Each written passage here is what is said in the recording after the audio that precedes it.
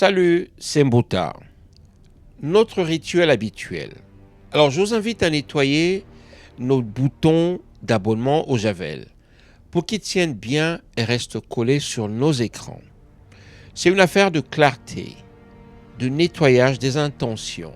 Mais aujourd'hui, on plonge dans une histoire où le message était d'une clarté terrifiante. Et pourtant, son origine était la plus grande confusion de cette époque, le plus grand désordre de l'ère de l'Internet, le pur hasard.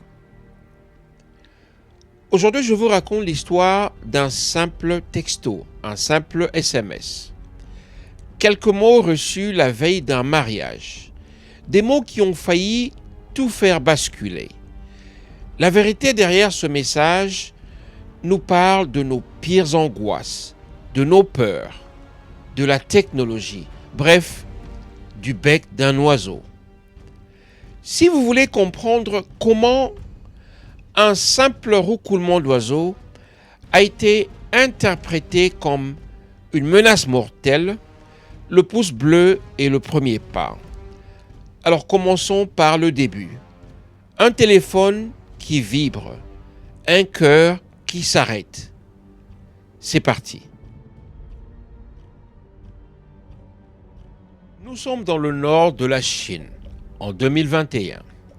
La future mariée, on va l'appeler Isabelle, est à la fois excitée et épuisée par les derniers préparatifs, les dernières touches de son grand jour, son mariage. Elle est aussi passionnée des oiseaux. Elle élève des pigeons voyageurs. Elle en est une experte, une tradition familiale. Ce jour-là, pour célébrer et porter chance à son union, elle a lâché les plus beaux oiseaux dans le ciel. Un geste aussi poétique qui symbolise un adieu à sa vie de jeune fille. Avec les préparatifs du mariage, la journée avance et le stress augmente, habituel.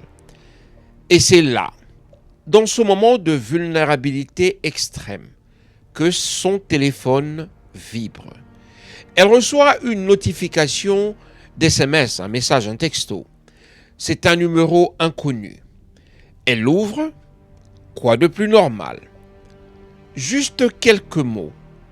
Une phrase parfaite, impérative, mais alors, on va dire aussi diabolique, claire et directe.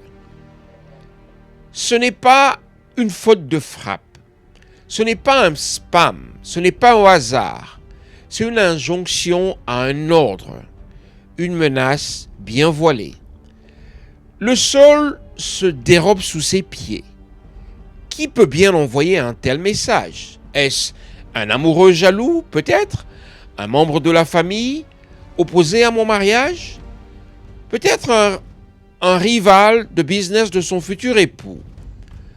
Son esprit, en une seconde, imagine des tonnes de scénarios catastrophiques. La confiance qui est ce pilier sur lequel on construit un mariage vient de se fissurer à la veille de la cérémonie. Elle court trouver son fiancé et, prise de panique, il décide d'aller à la police. Alors, l'enquête est lancée. On décide que c'est une cyber-intimidation potentiellement liée à un futur crime. On essaye de traquer le numéro, on essaye de le tracer. C'est une impasse, on ne sait pas à qui appartient ce numéro. En fait, le numéro est prépayé. Il est inactif depuis bien longtemps. Impossible à le relier à une certaine identité quelconque. Alors, on interroge l'entourage du couple. Mais personne ne le reconnaît, ou mieux encore, personne ne passe aux aveux. Les policiers sont assez perplexes et ils sont confus. L'angoisse du couple se transforme en paranoïa. Imaginez, c'est votre mariage. La cérémonie n'est plus loin. Lors de la répétition du mariage, tout semble être suspect. L'ombre du SMS plane sur chaque sourire. Et puis un détail ressort dans le dossier. Isabelle, rappelons-le, est une éleveuse de pigeons. Elle les a lâchés le matin même. Pour les policiers, c'est juste une anecdote. Mais pour nous, avec un peu de recul, c'est le premier indice d'un coupable, totalement en dehors de leur champ d'investigation. L'enquête piétine. Le mariage, quant à lui, a quand même eu lieu, mais sous une tension assez forte, à vous couper le souffle, on dirait. Le bonheur est empoisonné par ce doute qui ne cesse de planer dans leurs esprits, jusqu'à ce qu'un policier, ou peut-être un des cousins assez ingénieux, ait une idée assez folle, une hypothèse si absurde qu'elle n'aurait jamais dû être la meilleure.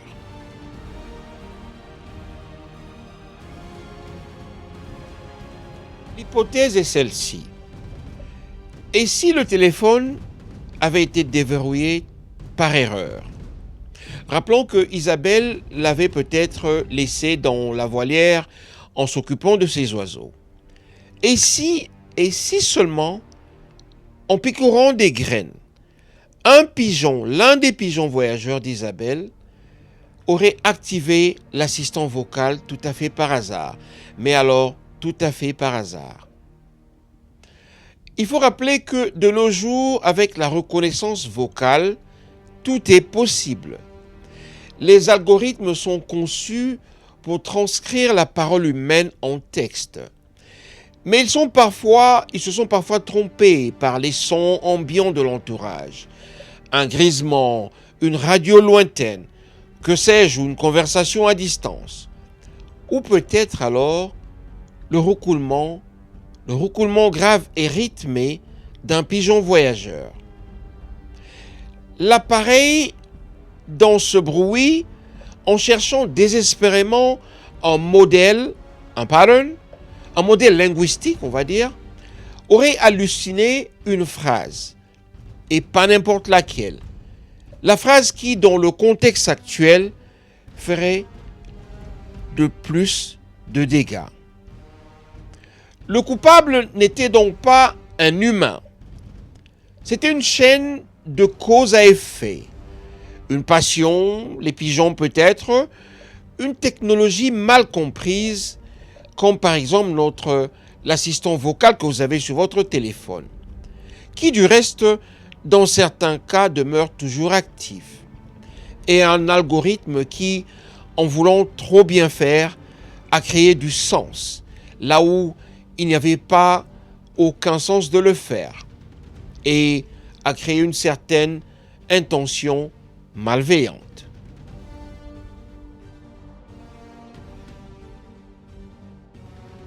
Selon Bouta, le véritable mystère de cette histoire ne réside pas dans l'énigme technologique, mais plutôt il se réfugie dans notre réaction, nous, en tant qu'êtres humains.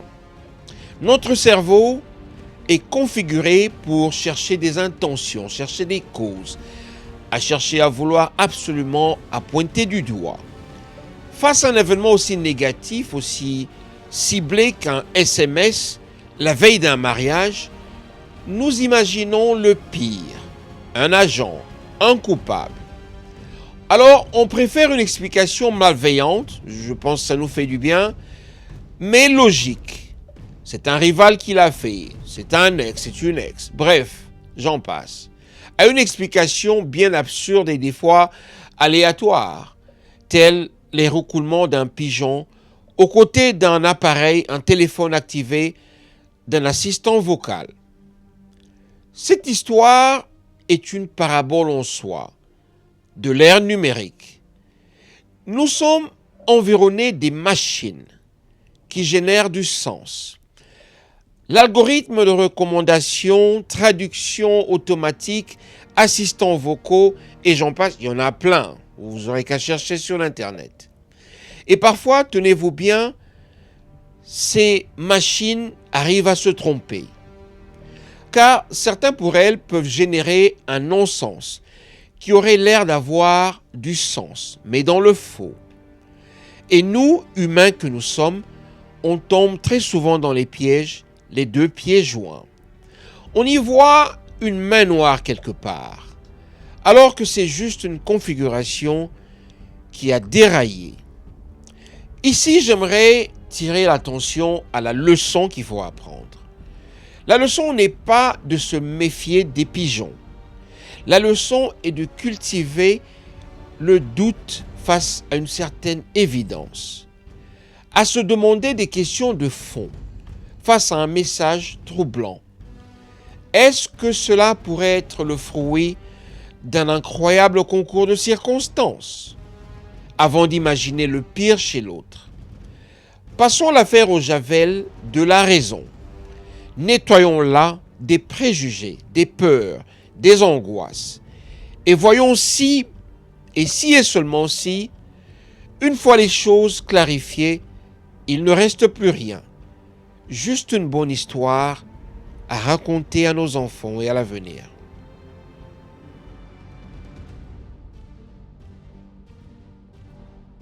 Et vous alors, dites-moi, quelle serait votre réaction? Avez-vous déjà été piégé par une évidence qui s'est révélée être un malentendu technologique ou un hasard incroyable? Partagez-nous votre histoire de confusion moderne, on va dire ça, dans les commentaires. Si cette enquête sur les fantômes que nos propres cerveaux et nos téléphones, nos appareils peuvent créer, vous a intéressé, vous a intrigué, vous a questionné, l'abonnement Javel et le pouce bleu sont ce qui nous permet de continuer à explorer les mystères du quotidien. Merci d'avance. Selon Bouta, à l'ère du